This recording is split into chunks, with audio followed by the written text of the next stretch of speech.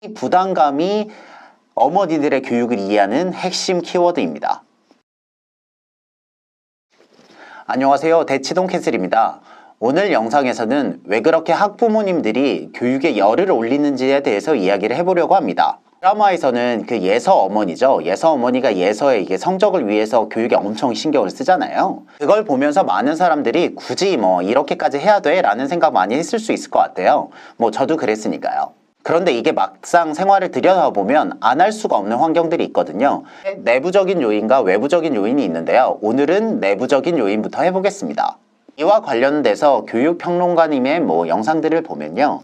그 강남을 테헤란론을 중심으로 태북과 태남으로 나눈다고 합니다. 그래서 청담동이나 압구정동 같은 태북에서는 이제 전통적으로 부자가 많기 때문에 자녀들의 교육에 그렇게까지 열을 쓰지 않고요.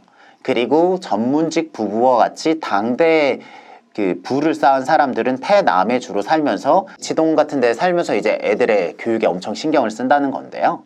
이렇게 투자하는 게 엄청 바람직하지는 않을 수 있다 이런 식으로 얘기를 하는데, 제가 생각할 때 이 얘기는 되게 결과론적인 이야기고요. 왜 그렇게 갈 수밖에 없는지에 대해서 좀 더 이야기를 해보려고 합니다. 그럼 이렇게 상상을 해보죠.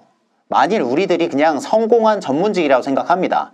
의사가 될 수도 있고요. 변호사가 될 수도 있고요. 성공한 사업가가 될 수도 있겠죠. 제 주변에도 실은 벌써 그렇게 성공한 부부들이 많은데요. 그 중에서 그 어머니가 되시는 분들이 벌써부터 제게 문의를 하는 경우가 있어요. 그 이유는 크게 두 가지인데요. 첫 번째는요. 이건 너무 당연한 얘기지만 좋은 교육 시키고 싶은 거예요. 이건 너무 당연한 얘기니까 일단 건너뛸게요.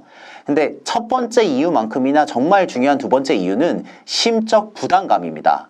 이게 웬 말이냐고요? 이 부담감이 어머니들의 교육을 이해하는 핵심 키워드입니다.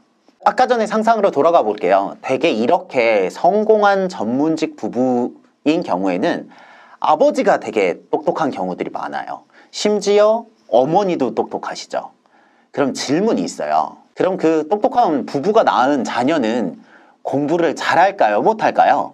제가 만나본 대부분의 어머니들의 이야기를 들어보면 그 부부의 어머니, 그러니까 시댁과 친정이죠. 시댁과 친정 부모님들이나 그 친지들은요, 얘가 당연히 공부를 잘할 거라고 생각해요. 왜냐면 아빠, 엄마가 되게 똑똑하거든요. 그리고 만약에 심지어 소득이 높잖아요? 그러면 그 부담감이 줄어드는 게 아니고 더 늘어납니다. 왜 그러냐면 돈이 없으면 이게 돈이 없어서 교육을 못 시켰다라고 얘기를 하겠는데, 만약에 소득이 높잖아요. 그러면 그 얘기도 할 수가 없는 거예요. 그냥 좋은 거 찾아서 하면 되는 거거든요. 이런 경우에 어머니가요, 자녀가 되게 공부를 잘하게 교육을 시키잖아요. 본전인 경우가 많아요. 못하잖아요. 문제가 심각해집니다. 부모님이 똑똑하고요. 그리고 심지어 소득이 높다. 이것만 해도 엄청 부담이 되거든요. 마지막 이제 부모님들을 가장 괴롭히는 부담감이 뭔지 아세요? 그거는 바로 전업주부예요. 만약에 어머니가 집에 계시는 경우도 있잖아요. 그렇게 정해진 직업이 없잖아요. 그러면 어머니를 평가하는 제일 성과 지표는 자녀들의 공부가 되는 겁니다. 그 부담감이 벌써부터 느껴지기 때문에 자녀가 막 3살, 4살 될 때부터 벌써 저한테 상담을 하러 오는 거예요. 왜냐하면 초등학교 들어갈 때 어떻게 교육을 시켜야 될지 벌써부터 고민이 되기 때문이죠. 그 어머니라고 생각을 해보세요. 그러면 어디로 가야 될까요? 정답은 대부분의 경우에는 무조건 대치동입니다. 왜냐면 왠지 여기에는 학원이 굉장히 많고 선택지가 많기 때문에 좋은 교육을 시킬 수 있을 거라고 생각이 들거든요. 이런 부담감에서 자유로운 경우도 있겠지만 정말 알만한 큰 회사의 사장님 같은 경우만 하더라도 이게 부담감이 높고 낮음은 있어도 없는 경우는 거의 없더라고요. 그렇기 때문에 결국에는 돈 많고 기회가 있으면 대치동으로 모이는 경향들이 높은 것 같아요. 그럼 어머니들의 교육과 자녀의 공부가 결합이 되잖아요.